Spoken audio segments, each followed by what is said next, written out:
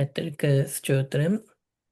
அ இந்த நாளிலும் ஆம் நம்ம வந்து அம் எபிரேயர்ல உள்ள ஒரு அ 2 அதிகாரத்தில உள்ள வசனங்கள நம்ம இந்த நாள்ல தியானிப்போம். ஆம் அ அ அதாவது இது அம் ஒரு அ நம்ம ஒரு அதிகாரத்த ஜென்ரலா வாசிக்கும்போது, அ அதுல ம் அ எப் அதாவது அ முக்கியமான கருத்துக்கள்லாம் எல்லாம் சொல்லி, நம்ம எப்பவுமே ஃபைனலா என்ன பண்ணுவாங்க, ஒரு கன்க்ளூஷன் குடுப்பாங்க. ஒரு சம்மரைஸ் பண்ணி, முக்கியமானத வந்து அவங்க என்னெல்லாம் சொல்ல வராங்களோ எல்லாம் சொல்லிட்டு, இதனால நம்ம இப்படி இப்படி இருக்கணும். இல்ல இதோட மெயினான விஷயம் என்னன்றத ஒரு ஃபைனலா சம்மரைஸ் பண்ணுவாங்க.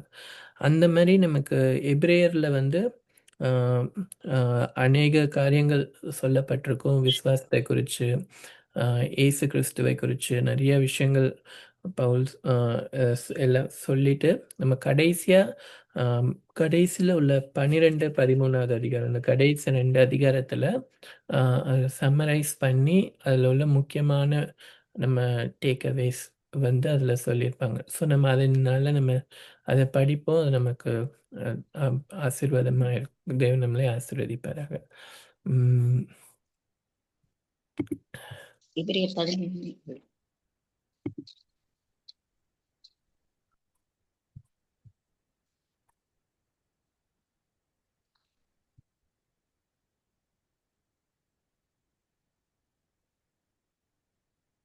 சரி. ஆ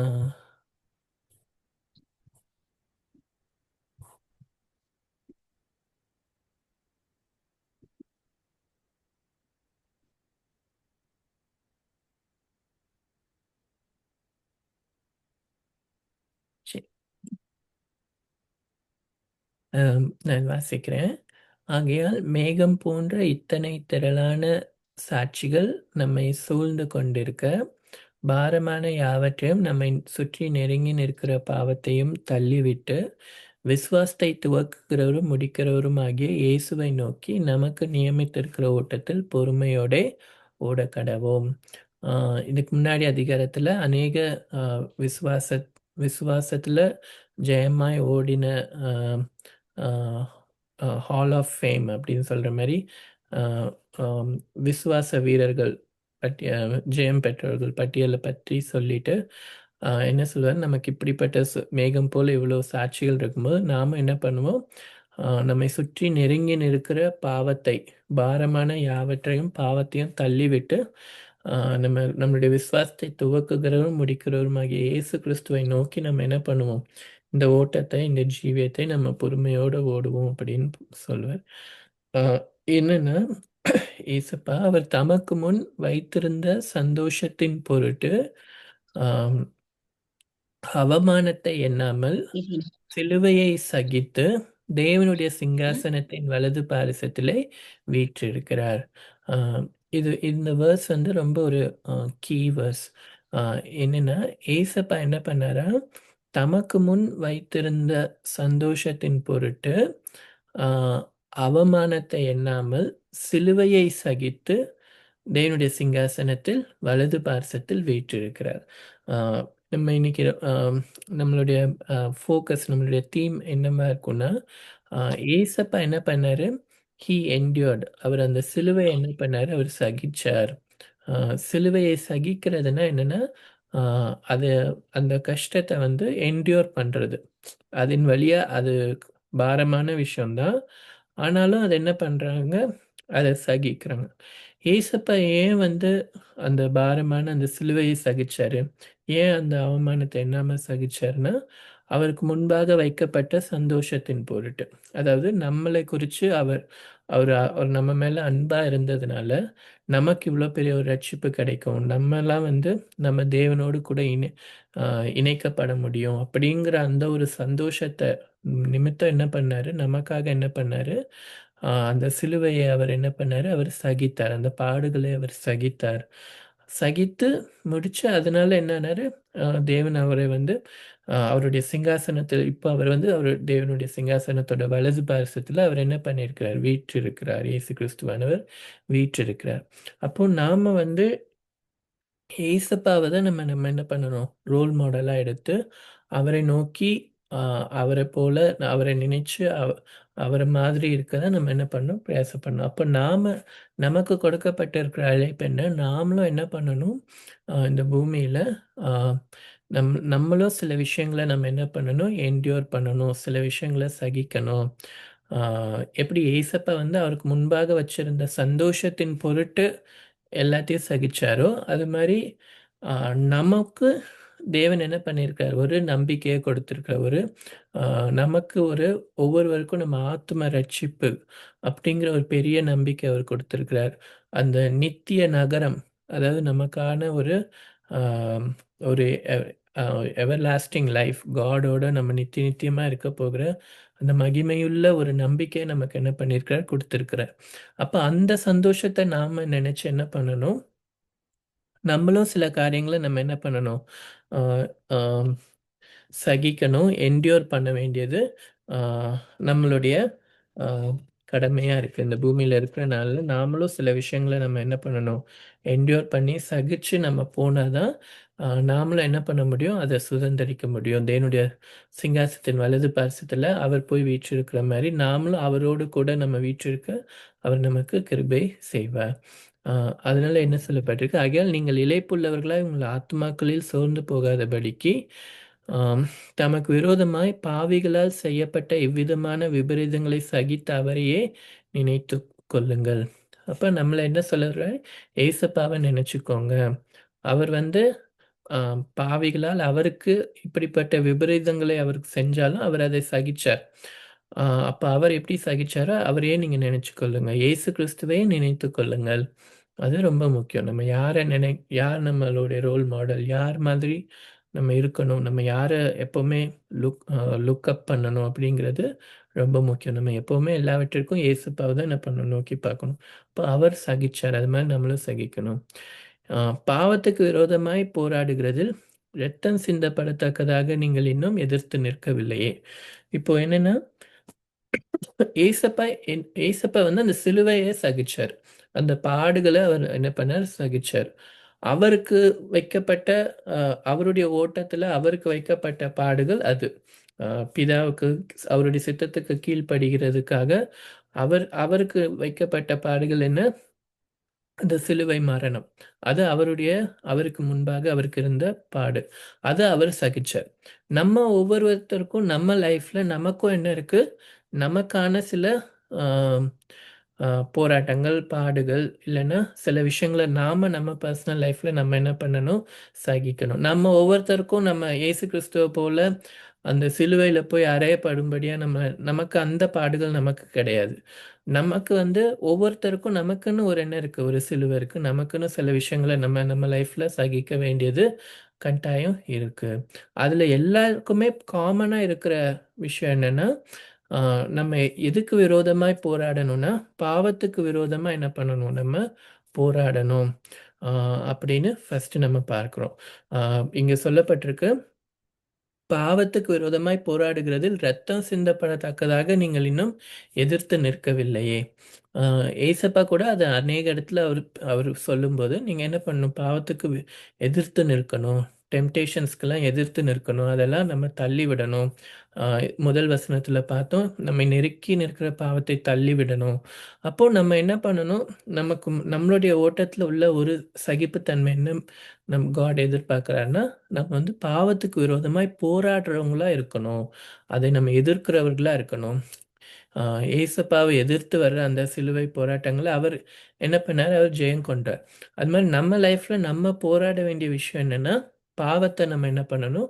எதிர்க்கணும். அதை நம்ம மேற்கொள்ளணும். அது அது அதுல வந்து நம்ம வந்து என்னவா இருக்கக்கூடாது? ரொம்ப அசதியுள்ளவர்களா இல்லைன்னா இளைப்புள்ளவர்களா இருக்கக்கூடாது.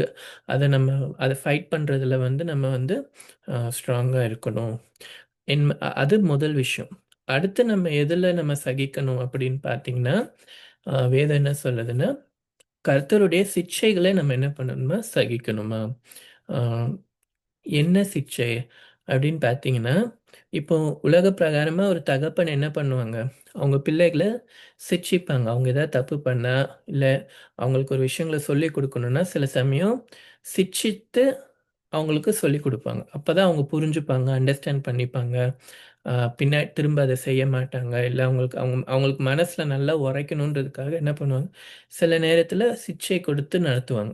பிதாவாகிய தேவனும் நம்ம லைஃப்ல, நம்ம இந்த பூமியில இருக்க நாட்கள்ல நம்மள ச அவ நம்மள பிள்ளைகளா அவர் எண்ணுகிறதுனால, நம்மளையும் என்ன பண்ணுவாரு, அவர் சிட்சித்து நடத்துகிறவரா இருக்கிறாரு. ஆ கர்த்தர் எவனிடத்தில் அன்பு கூறுகிறாரோ, அவனை அவர் சிட்சிக்கிறார். அப்போ நம்ம சில விஷயங்கள் வந்து தேவன் நம்ம லைஃப்ல வந்து சில விஷயத்த அலோவ் பண்ணுவார். நம்ம ஏதாவது சில விஷயம் தப்பு பண்ணோம்னா, காட் கிட்ட நம்ம மன்னிப்பு கேட்டோம்னா, அவர் மன்னிக்கிறவர் தான். ஆனாலும் சில நேரத்துல தேவன் வந்து நமக்கு சில சிக்ஷைகளை கொடுத்து, சில பாடுகள் நம்ம போறது வந்து, அது நம்மளுக்கு பிரயோஜனமா இருக்கும் அப்படின்னு தேவன் நினைச்சாருன்னா என்ன பண்ணுவாரு, அத நமக்கு அலோவ் பண்றாரு. நம்ம அதன் மூலமா சில விஷயங்கள கத்துக்கலாம். சில அ சில விஷயங்கள்ல நம்ம உபத்திரவத்துல பொறுமையா இருக்கிறதுனால விசுவாசத்தை கத்துக்கலாம். இல்ல தாழ்மைய கத்துக்கலாம். இல்ல சில விஷயங்கள் நமக்கு நன்மையா இருக்கும்னு தேவன் தோன்றத என்ன பண்றாரு, அவர் அலோவ் பண்றாரு. அவர் சிட்சிக்கிறார். அப்ப நம்ம லைஃப்ல நம்ம என்ன பண்ணணும், தேவன் சிக்ஷைகள அலோவ் பண்ணும்போது, இல்ல போராட்டங்கள அலோவ் பண்ணும்போது, நம்ம கடவுள துதிச்சு, அத நம்ம சகிக்கிறவர்களா இருக்கணும். நம்ம வந்து, "எனக்கு மட்டும் ஏன் காட் இவ்ளோ கஷ்டங்கள குடுக்குறீங்க? எனக்கு மட்டும் ஏன் இப்படிலாம் நடக்குது? எனக்கு மட்டும் ஏன் இந்த மாரியான பாதைகள் இருக்கு?" அப்படின்னு நம்ம என்ன பண்ணக்கூடாது, நெனைக்கக்கூடாது. ஏன்னா, இங்க சொல்லப்பட்டிருக்கு, ஆ நீங்கள் சிட்சையை சகிக்கிறவர்களா இருந்தால் தேவன் உங்களை புத்திரராக எண்ணி நடத்துகிறார். தகப்பன் சிட்சியாத புத்திரன் உண்டோ? எல்லாருக்கும் கிடைக்கும் சிட்சை உங்களுக்கு கிடையாதிருந்தால் நீங்கள் புத்திரரா இல்லாமல் வேசி பிள்ளைகளா இருப்பீர்களே. அன்றியும் ஆகவே என்ன பண்றாரு? அவர்கள் தங்களுக்கு நலமென்று இவரோ தம்முடைய பரிசுத்தத்துக்கு நாம் பங்குள்ளவர்களாகும் பொருட்டு நம்முடைய பிரயோஜனத்துக்காகவே நம்மை சிட்சிக்கிறார். தேவன் நம்மளை எதுக்கு சிட்சிப்பாரா? அவருடைய பரிசுத்தத்துக்கு நாம பங்குள்ளவர்களாகணும். அவர் அவர் எவ்வளோ பரிசுத்தம் உள்ளவரா இருக்கிறாரோ, அவரோடு கூட நம்ம இணையணும். அவருடைய பரிசுத்தத்துக்கு நம்ம பங்குள்ளவர்களா இருக்கணுன்றதுக்காக என்ன பண்றாரா, நமக்கு நம்மளுடைய பிரயோஜனத்துக்காக தான் என்ன பண்றாரு, அவர் வந்து அந்த சிட்சைகள குடுக்குறார். அப்போ நம்ம எத சகிக்கணும்னா, தேவன் நம்ம லைஃப்ல குடுக்குற சிட்சைகள நம்ம சகிக்க தெரிஞ்சவங்களா இருக்கணும். ஏன்னா, எந்த சிட்சையும் தற்காலத்தில் சந்தோஷமாய் காணாமல் துக்கமாய் காணும். ஆகிலும் பிற்காலத்தில் அதில் பழகினவர்களுக்கு அது நீதியாகிய சமாதான பலனை தரும். சிக்ஷை என்ன பண்ணும்? அது அந்த நேரத்துல அது கஷ்டமா தான் இருக்கும். ஆனா, அதன் முடிவுல நம்ம கத்துக்கிற விஷயங்கள், இல்லன்னா நம்ம அதுல அ அதன் மூலம் நம்ம பழகும்போது நமக்கு கிடைக்கிறது என்னது? ஒரு நீதியாகிய சமாதான பலன் தான் நமக்கு அதன் மூலமா கிடைக்கும். ஆ அடுத்து வந்து பார்த்தீங்கன்னா, இது 2வது நம்ம பார்க்குறோம். இத சகிக்கிறவர்களா இருக்கணும். அடுத்து நமக்கு ஆலோசனை சொல்லப்பட்டிருக்கிறது என்னன்னா, அ பரிசுத்தத்தை என்ன பண்ணணும்? பரிஸ் அ பரிசுத்தம் உள்ளவர்களா இருக்கணும். ஆ ய அதனால அந்த பரிசுத்தத்துக்கு ஏற்ற ஓட்டம் நமக்கு இருக்கணும்.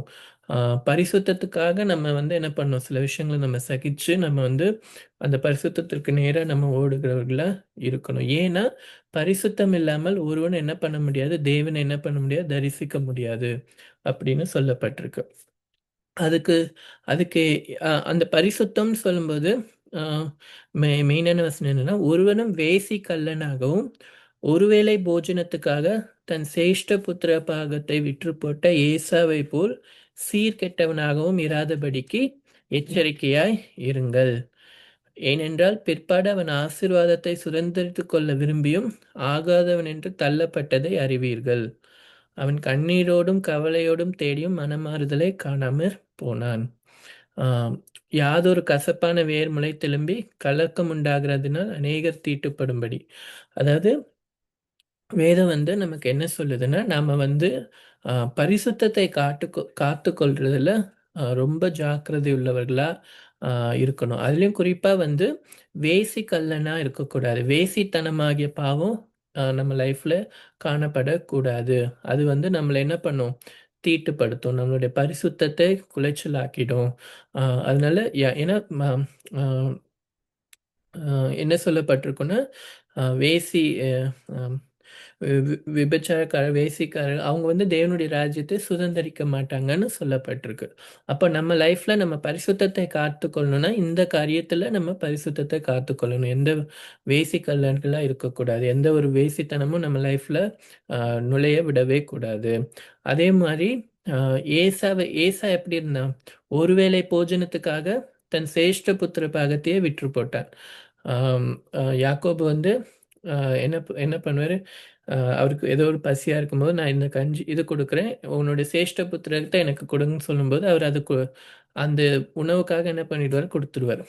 அப்ப என்ன பண்றாரு? அந்த நேரத்து இன்பத்துக்காக என்ன பண்ணிடுறாரு? பெரிய அவருக்கு இருந்த சுதந்திரம், அந்த சேஷ்டபுத்திர பாகம்ன்ற அந்த இதையே என்ன பண்ணாரு? வித்துட்டார். ஸோ அதெல்லாம் எக்ஸாம்பிளா காட்டி என்ன சொல்றாங்க? நீங்க சீர்கெட்டவர்களா இருக்கக்கூடாது. வேசி வேசித்தனத்துக்கு விலகி இருக்கணும் அப்படின்னு வேதம் என்ன பண்ணுது? நமக்கு எச்சரித்து சொல்லுது. ஏசப்பா நமக்கு நம்ம அந்த பரிசுத்தத்தை காத்துக்கொள்ளணும் அப்படின்றதுல சொல்றாரு. ஸோ நம்ம ஓட்டத்துல நம்ம ஏசப்பா சிலுவை சகிச்ச மாதிரி நாம சகிக்க வேண்டிய காரியங்கள்ல முதல்ல என்னது பார்த்தோம்? பாவத்துக்கு விரோதமா நம்ம போராடணும். அதுக்கப்புறம் தேவன் நம்மளை சிட்சித்து நடத்தும்போது நம்ம அவருடைய வழிகளுக்கு நம்ம ஆம், ஆம், ஏற்றுக்கொண்டு நடக்கணும். மூணாவது நம்ம பார்க்கறது வேசித்தனம், பரிசுத்த குலைச்சல் உண்டாக்குற காரியம் நம்ம லைஃப்ல வராத மாதிரி நம்ம என்ன பண்ணணும்? நம்ம பார்த்து கொள்ளணும். அதுக்கப்புறம் ஏன் சொல்லப்பட்டிருக்கோம்னா, ஆஹ் அவங்க மோசே மோசே என்ன பண்ணாரு? மோசே காலத்துல தேவன் என்ன பண்ணாரு? அந்த பழைய உடன்படிக்கை அவருடைய மகிமையை வெளிப்படுத்தும் போது, அன்றியும் தொடக்கூடியதும் அக்கினி பற்றி எரிகிறதுமான மலையினிடத்திற்கும் மந்தாரம் இருள் பெருங்காற்று ஆகிய இவைகளின் இடத்திற்கும் எக்கால முழக்கத்தின் இடத்துக்கும் வார்த்தைகளுடைய சத்தத்தின் இடத்திற்கும் நீங்கள் வந்து சேரவில்லை. அந்த சத்தத்தை கேட்டவர்கள் பின்னும் தங்களுக்கு வார்த்தை சொல்லாதபடிக்கு வேண்டிக் கொண்டார்கள். ஏன்னா இது இது வந்து காட் என்ன பண்ற நமக்கு ஒரு பேக்ரவுண்ட் கொடுக்குறாங்க. ஏன் வந்து நம்ம இயேசு கிறிஸ்துவ போல் நம்ம சகிக்கணும் எல்லா காரியம், குறிப்பா இந்த காரியங்கள்ல அப்படின்னா, நம்ம எங்க நம்ம வந்திருக்கோன்றது நம்ம யோசிச்சு பார்க்கணும். ஆம், மோசே காலத்துல தேவன் வந்து அந்த மலையின் மேல அவருடைய சமூகம் இறங்கினப்போ அது அந்த மகிமையை வந்து சுற்றி இருக்கிறவங்களால என்ன பண்ண முடியல? பார்க்க கூட முடியல. அவங்க என்ன சொன்னாங்கன்னா, தேவன் எங்ககிட்ட பேச வேணாம். மோசே நீர் எங்களோடு பேசுங்க அப்படின்னு சொன்னாங்க. அவங்களுக்கு அவ்வளோ ஒரு பயம் வந்துச்சு. அந்த மலையை தொடுறவங்க எல்லாம் என்ன பண்ணப்படுவாங்க? ஆம், ஆம், செத்து போயிடுவாங்க அப்படின்னு தேவன் சொல்லியிருப்பார். யாரும் அந்த மலையின் இடத்துல நெருங்க கூட முடியல. அவ்வளோ ஒரு ஆம், இடி முழக்கத்தோட, ஆ, மேகத்தோட அது ஒரு பயங்கரமான ஒரு காட்சியா இருந்தது. தேவன் அப்படிப்பட்ட ஒரு ஆ, பயங்கரமுள்ள தேவன். அவர் வந்து ரொம்ப ஒரு இந்த எபிரேயர்லயே நம்ம கடைசி வசனத்தை பார்த்தீங்கன்னா தெரியும். ஆ, தேவன் எப்படி இருக்கிறாரா? நம்முடைய தேவன் பட்சிக்கிற அக்கினியா இருக்கிறார். அவர் எப்படிப்பட்ட தேவன்? பயங்கரமுள்ள பராக்கிரமமுள்ள தேவன். ஸோ அப்போ அவங்க அந்த பழைய ஏற்பாட்டின் ஜனங்கள் வந்து தேவன் அவங்களுக்கு வெளிப்படுத்தும் போது அவங்களால என்ன பண்ண முடியல? அது கிட்ட அவங்களால போக முடியல. மோசே என்ன சொன்னார்னா, நான் பயந்து நடுங்குகிறேன் என்று சொல்லத்தக்கதாக அந்த காட்சி அவ்வளவு பயங்கரமா இருந்தது. அப்போ அது வந்து பழைய உடன்படிக்கை, பழைய ஏற்பாடு. ஆ, தேவனோடுக்குள்ள உள்ள ஒரு ரிலேஷன்ஷிப்க்கு தேவன் ஏற்படுத்தின வழி அது. அதுவே வந்து எப்படி இருந்தது? ரொம்ப பயங்கரமா இருந்தது. ஆனா நாம இப்போ நாம புது உடன்படிக்கையில இருக்கிற நாம தேவனை பார்க்கும்போது நம்ம ஜென்ரலா என்ன நினைப்போம்? ஆம், ஆ, நாம வந்து அதை விட எவ்வளோ ஒரு மகிமையான ஒரு ஆ, இதுக்குள்ள தேவன் நம்மளை அழைச்சிருக்கிறார் அப்படின்றத அவர் சொல்றாரு.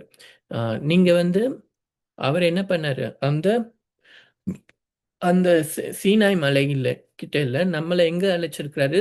நீங்களோ சியோன் மலையின் இடத்திற்கும்.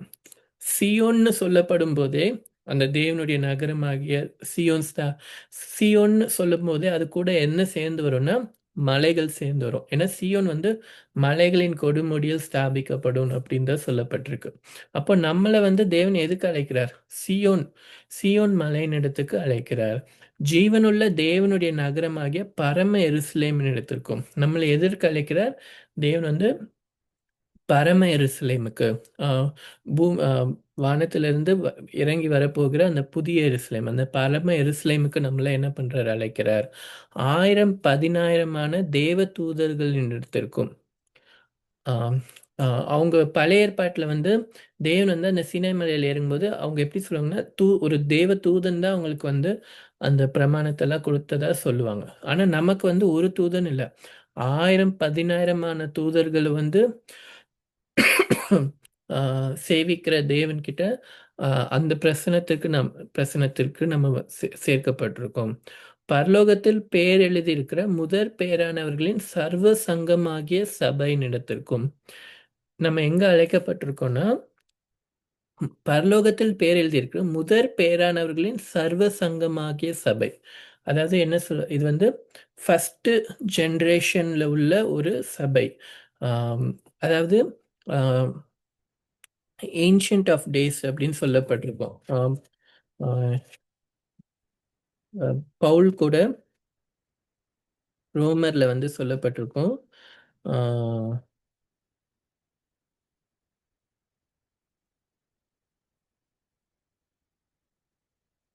அதாவது என்னன்னா, ஆஹ் முதற் பேரானவர்களின் சர்வ சங்கமாகிய சபைனா, ஆம், ஆம், முந்தின ஆளுகை பூர்வ பூர்வத்தின் ஆளுகை திரும்ப கொடுக்கப்படும் அப்படின்னு சொல்லப்பட்டிருக்கும். லேட்டர் டேஸ்ல வந்து ஆம், முந்தின ஆளுகை வந்து, அதாவது ஆம், ஒரு வசனம் இருக்கும், நான் அதை எடுத்து காட்டுறேன். அதாவது ஏன்ஷியன்ட்ல இருந்த அந்த ராஜ்யம் திரும்ப ஸ்தாபிக்கப்படும் அப்படின்னு சொல்லப்பட்டிருக்கும். அது எதை குறிக்குன்னா, ஆம், ஆதாம் வந்து விழுகையின் போது என்ன பண்ணார்? ஏதேன் தோட்டத்தை விட்டு வெளியில வந்துட்டார். ஆனா அவர் வந்து என்ன பண்ணார்? தேவன்கிட்ட அவருக்கு பிரியமா இருந்து, அவருக்கு அவருக்கு அப்புறம் யார் இருந்தா? ஆபேல். ஆபேல் காயின். ஆபேல் வந்து அந்த தேவனுக்கு பிரியமா இருக்கிறத யார்கிட்ட பயப்படுறதை யார்கிட்ட கத்துப்பார்? ஆதாம் கிட்ட இருந்து. அதுக்கப்புறம் வந்து நீங்க அடுத்த ஒரு ஜெனரேஷன்ல பார்த்தீங்கன்னா, ஆம், யார் இருப்பா? ஏனோக்கு இருப்பார். ஏனோக்கு வந்து தேவனோட சஞ்சரிச்சு கொண்டு இருந்தார் அப்படின்னு பார்க்கும். அப்ப அந்த ஆரம்பத்துல இருந்த அந்த முதல் ஆதாம், அப்புறம் ஆபேலுக்கு பதிலா வந்த சேத்து, அப்புறம் அந்த ஏனோக்கு, இவங்கெல்லாம் இருந்த அந்த காலகட்டம், அந்த முதல் 1000 வருஷங்கள்ல இருந்த காலகட்டம், அது வந்து ஒரு மகிமையுள்ள ஒரு சபை. அந்த ஒரு பீரியட் வந்து ஆ ஒரு சியோன் மகிமையான ஒரு சியோன் மாரி ஒரு மகிமையான ஒரு பீரியடா தான் இருந்திருக்கு. ஸோ ஆனா அதுக்கப்புறம் என்னாச்சு? ஆம், பாவம் பெருக ஆரம்பிச்சது. அதனால தேவன் நான் ஏன் மனுஷங்கள படைச்சேன்ற அளவுக்கு அவர் வேதனைப்படுற அளவுக்கு எல்லாரையும் அழிக்கத்தக்கதா என்ன பண்ணாரு? ஆ அ அ அது அதுவும் நடந்துச்சு. ஆனா அதுக்கு முன்னாடி அ இ ஆ என்ன இருந்தது? இப்படிப்பட்ட ஒரு சூழல் இருந்தது. ஸோ அப்படிப்பட்ட ஒரு அததான் இந்த லேட்டர் டேஸ்ல என்ன பண்றார்? காட் வந்து நான் திரும்ப என்ன பண்ணுவேன்? ஆ இஸ்ரேல் ஜனங்கள் தேவனுக்குள்ள வரும்போது, அப்படிப்பட்ட ஒரு சூழல நான் திரும்ப கொண்டு வருவேன் அப்படின்னு தான் தேவன் வாக்கு பண்ணியிருக்கிறார். ஸோ அப்படிப்பட்ட ஒரு சபையினிடத்திற்கும், அப்புறமா யாவருக்கும் நியாயாதிபதியாகிய தேவனிடத்திற்கும், பூரணராக்கப்பட்ட நீதிமான்களுடைய ஆவிகளினிடத்திற்கும், ஆ புது உடன்படிக்கையின் மத்தியஸ்தராகிய இயேசுவின் இடத்திற்கும், ஆபேலினுடைய இரத்தம் பேசினதை பார்க்கிலும் நன்மையானவைகளை பேசுகிற இரத்தமாகிய தெளிக்கப்படும் இரத்தத்தின் இடத்திற்கும் வந்து சேர்ந்தீர்கள். அப்ப நம்ம எப்படிப்பட்ட ஒரு மகிமை கிட்ட நம்ம வந்திருக்கோம்? அப்ப நமக்கு எவ்வளோ ஒரு பயபக்தி இருக்கணும்? அந்த பழைய பிரமாணத்துக்குள்ள இருந்த அந்த ஜனங்கள் தேவனை பார்த்து பயந்ததை விட, நமக்கு வந்து இயேசு கிறிஸ்து நமக்கு கிருபையா இருக்கிறார். நம்ம அவரை ரொம்ப அவர்கிட்ட தைரியமா அவர்கிட்ட சேர முடியிற ஒரு கிருபையை கொடுத்திருக்கிறார். ஆனா நம்ம கிட்ட என்ன இருக்கணும்? பயபக்தி இருக்கணும். தேவன்கிட்ட நம்ம எப்படி போகணும்னா, ஆ ஆ இங்க என்ன சொல்லப்பட்டிருக்குன்னா, ஆம், ஆதலால் அசைவில்லாத ராஜ்யத்தை பெறுகிறவர்களாகிய நாம் பயத்தோடும் பக்தியோடும் தேவனுக்கு பிரியமாய் ஆராதனை செய்யும்படி கிருபையை பற்றிக் கொள்ள கடவோம். நமக்கு எப்படிப்பட்ட அழைப்பு கொடுக்கப்பட்டிருக்குன்னா, நம்ம பயத்தோடும் பக்தியோடும் தேவனுக்கு பிரியமாய் ஆராதனை செய்யும்படி கிருபையை பற்றிக் கொள்ளப்படும் கடவோம் அப்படின்னு சொல்லப்பட்டிருக்கு.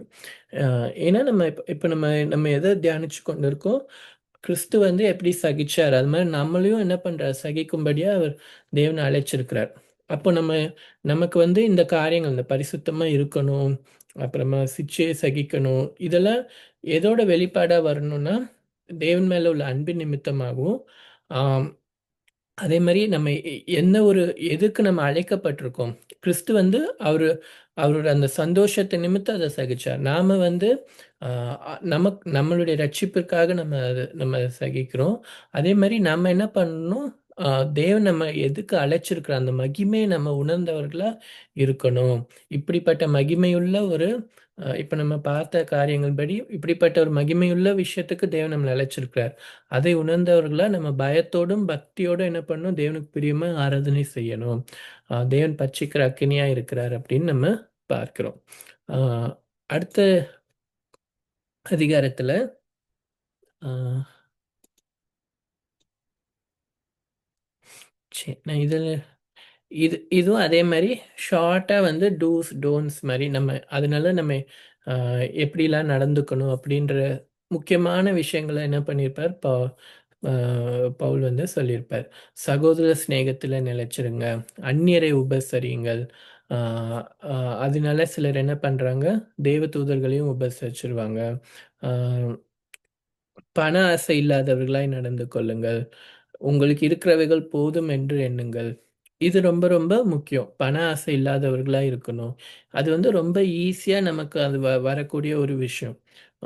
ஆனா நம்ம என்ன பண்ணணும், ஜாக்கிரதையா இருக்கணும். பண ஆசை இல்லாதவர்களா இருக்கணும் அப்படின்னு வேதம் திரும்ப திரும்ப ஏசப்பா திரும்ப திரும்ப நமக்கு வந்து எச்சரிப்பை கொடுத்து நமக்கு சொல்லுகிறார். நான் உன்னை விட்டு விலகுவதும் உன்னை கைவிடுவதும் இல்லை என்று அவர் சொல்லியிருக்கிறாரே. நமக்கு யார் போதும், ஏசப்பா போதும். அவர் நம்ம கூட இருக்கிறார். அவருக்குள்ள நம்ம சந்தோஷப்பட தெரியணும். அதனால் நாம் தைரியம் கொண்டு கர்த்தர் எனக்கு சகாயர், நான் பயப்படேன், மனுஷன் எனக்கு என்ன செய்வான் என்று சொல்லலாமே. இயேசு கிறிஸ்து நேற்றும் இன்றும் என்றும் மாறாதவராய் இருக்கிறார். ஆஹ் இல்ல ஆம், இல்ல டெஃபினிஷன்ஸ் இந்த 2 அதிகாரத்துல பாத்தீங்கன்னா தேவன் பட்சிக்கிற அக்கினியா இருக்கிறார் அப்படின்னு சொல்லப்பட்டிருக்கும். இந்த அதிகாரத்துல இயேசு கிறிஸ்து நேற்றும் இன்றும் என்றும் மாறாதவராய் இருக்கிறார். அவரு இயேசு கிறிஸ்துவோட குணாதிசயம் நேற்றும் இன்றும் என்றும் மாறாதவராய் இருக்கிறார். ஆம், அப்படின்னு சொல்லிட்டு இங்க அடுத்து என்ன சொல்லப்பட்டிருக்குன்னா, ஆம், அதாவது ஆஹ் ஆஹ் ஆஹ் இது வாசிக்கிறேன். பலவிதமான அந்நிய போதனைகளால் அலைப்புண்டு திரியாதிருங்கள். போஜன பதார்த்தங்களினால் அல்ல, கிருபையினாலே இருதயம் ஸ்திரப்படுகிறது நல்லது. போஜன பதார்த்தங்களில் முயற்சி செய்கிறவர்கள் பலனடையவில்லையே. நமக்கு ஒரு பலிபீடம் உண்டு, அதற்குரியவைகளை புசிக்கிறதற்கு கூடாரத்தில் ஆராதனை செய்கிறவர்களுக்கு அதிகாரம் இல்லை. ஏனெனில் எந்த மிருகங்களுடைய இரத்தம் பாவங்களின் நிமித்தமாக பரிசுத்த ஸ்தலத்துக்குள் பிரதான ஆசாரியனால் கொண்டு வரப்படுகிறதோ அந்த மிருகங்களின் உடல்கள் பாளையத்துக்கு புறம்பே சுட்டெரிக்கப்படும்.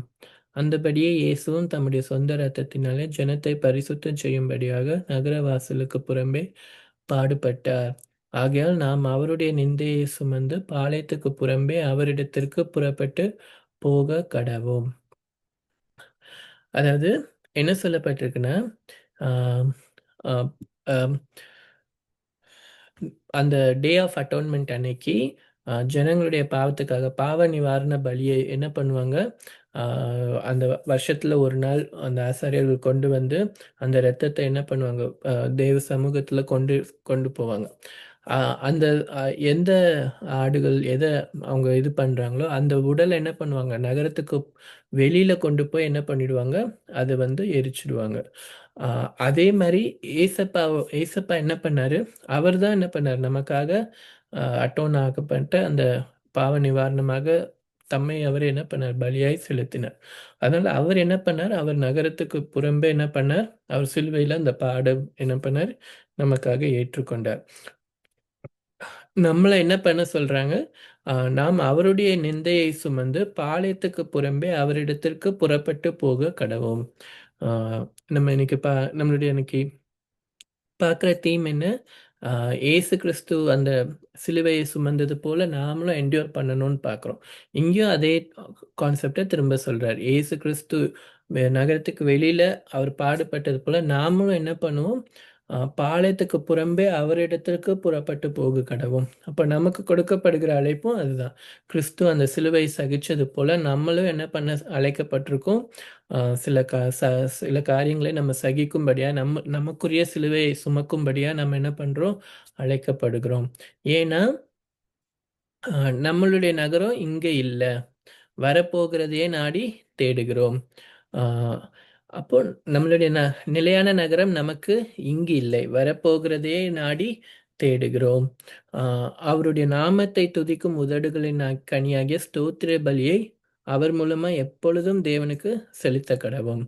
நம்ம என்ன பண்ணணுமா, எப்பவுமே என்ன பண்ணணும், நம்மளுடைய நாவினால ஸ்தோத்திர பலியை தேவனுக்கு செலுத்தணும். அது வந்து என்னது, ஒரு காணி, உதடுகளின் கனியாகிய ஸ்தோத்திர பலி. ஆம், இப்ப பழைய ஏற்பாட்டின் எந்த பலி எதுவுமே கிடையாது. ஏசப்பா எல்லாத்தையும் நிறைவேற்றிட்டார். நாம என்ன பண்ணணும், இப்ப தேவன் விரும்புகிற பலி என்ன, நம்மளுடைய உதடுகள்னால நம்ம அவரை ஸ்தோத்தரிக்கிறது, அவருக்கு நன்றி செலுத்துகிறது, அவருக்கு என்ன பண்ணுகிறது, ஒரு பலியாக நம்ம செலுத்துறவங்களா இருக்கணும். அதே மாதிரி நன்மை செய்யவும் தான தர்மம் பண்ணவும் மறவாதிருங்கள், இப்படிப்பட்ட பலிகளின் மேல் தேவன் பிரியமாயிருக்கிறார். அப்ப நம்ம மற்றவங்களுக்கு பண்ற நன்மைகள், தான தர்மங்கள், இதுவும் என்னது, தேவனுக்கு வந்து ஒரு பலியை போல இருக்கு. அதுல அவர் பிரியப்படுகிறார். அப்போ தேவன் ஏற்படுத்தியிருக்கிற புதிய பலிகள் இதெல்லாம் தான். ஆஹ் ஸ்தோத்திரம் செலுத்துறது, மற்றவங்களுக்கு உதவி செய்யறது, தேவனுக்கு நம்ம கொடுக்கறது.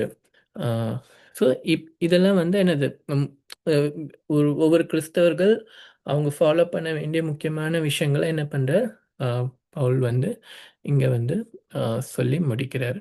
ஆஹ் கடைசியாக, நித்திய உடன்படிக்கையின் இரத்தத்தினாலே ஆடுகளுடைய பெரிய மேய்ப்பரான நம்முடைய கர்த்தராகிய இயேசுவை மரித்தோரிலிருந்து ஏறி வர பண்ணின சமாதானத்தின் தேவன் இயேசு கிறிஸ்துவை கொண்டு தமக்கு முன்பாக பிரியமானதை உங்களில் நடப்பித்து உங்களில் தம்முடைய சித்தத்தின்படி செய்ய உங்களை சகலவித நற்கிரியையிலும் சீர்பொருந்தினவராகுவாராக. அவருக்கு என்றென்றும் மகிமை உண்டாவதாக.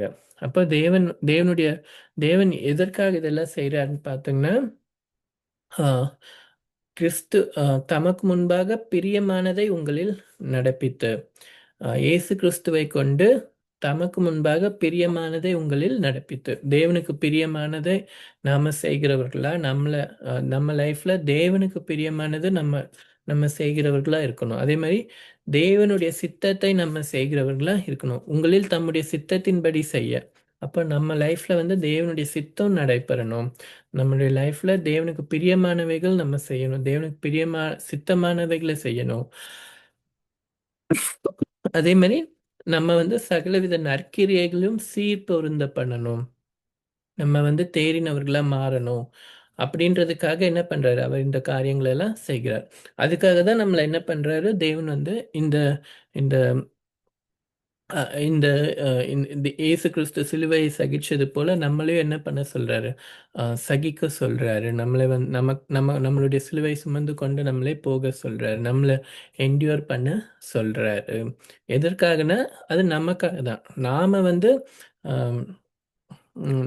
அவருடைய பரிசுத்தத்துக்கு பங்குள்ளவர்களாகணும். நாம வந்து என்ன பண்ணணும், நற்கிரியைகளை சீர்பொருந்தணும். நாம வந்து தேவனுக்கு பிரியமானவர்களா மாறணும். அப்படின்றதுக்காக தான் என்ன பண்றார், தேவன் நம்மளை அழைச்சிருக்கிறார். கர்த்தருக்கு ஸ்தோத்திரம்.